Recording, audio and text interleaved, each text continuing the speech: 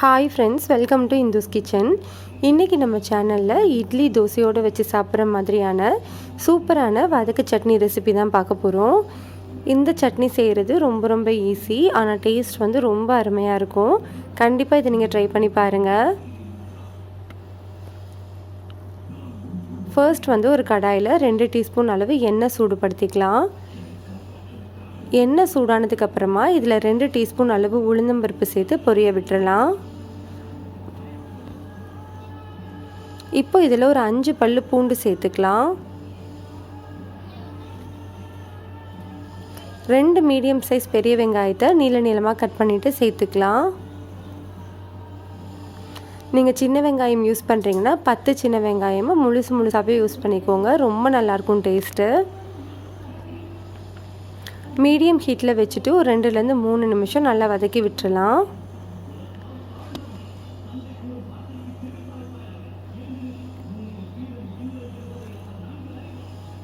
இப்போ இதில் ஒரு கொத்தளவு கருவேப்பிலை சேர்த்துக்கலாம். கருவேப்பிலை சேர்க்கும் போது சட்னி ரொம்ப நல்ல வாசனையாக இருக்கும்.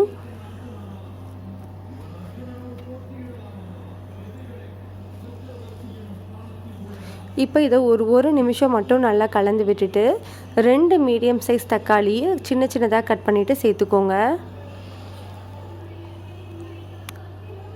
மிதமான தீயிலேயே ஒரு 2லேருந்து 3 நிமிஷம் தக்காளியை நல்லா வதக்கி விட்டுறலாம்.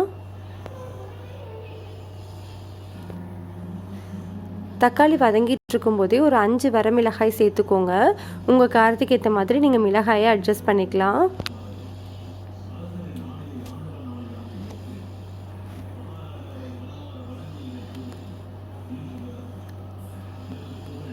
இப்போ இதில் ஒரு சின்ன சைஸ் புளி சேர்த்துக்கலாம். நம்ம தக்காளி ஏற்கனவே சேர்த்துருக்கிறதுனால ரொம்ப கொஞ்சமாக புளி சேர்த்துக்கோங்க.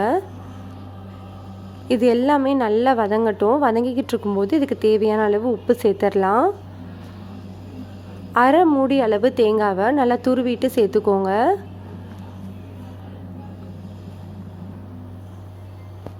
தேங்காய் சேர்த்ததுக்கப்புறமா மீடியம் ஹீட்டில் வச்சுட்டு ஒரு 2 நிமிஷம் மட்டும் வதக்கி விட்டுருங்க. ரொம்ப நேரம் வதக்கக்கூடாது தேங்காயை. 2 நிமிஷத்துக்கு அப்புறமா நல்லா ஸ்விட்ச் ஆஃப் பண்ணிட போகிறோம்.